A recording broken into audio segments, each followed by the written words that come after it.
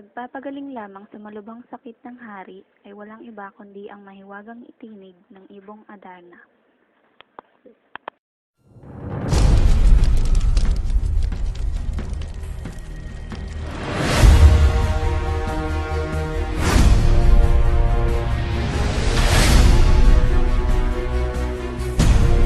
Nagtagumpay si Don Juan na makuha ang Adarna.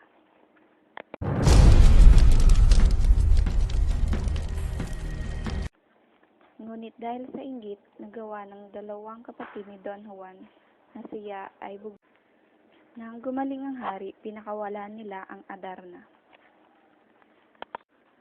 Muling naglakbay si Don Juan at doon niya natagpuan ang dalawang prinsesa na si Doña Juana at Doña Leonora.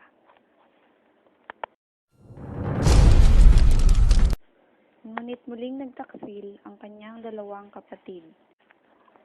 Inutusan siya ng diwatang Adarna na hanapin si Doña Maria.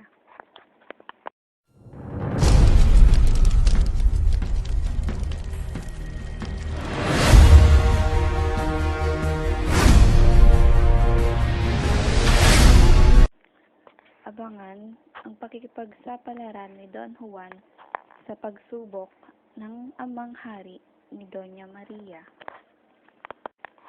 Ganon din kung paano malalampasan ni Don Juan at Doña Maria ang pagsubok sa kanilang pag-ibig.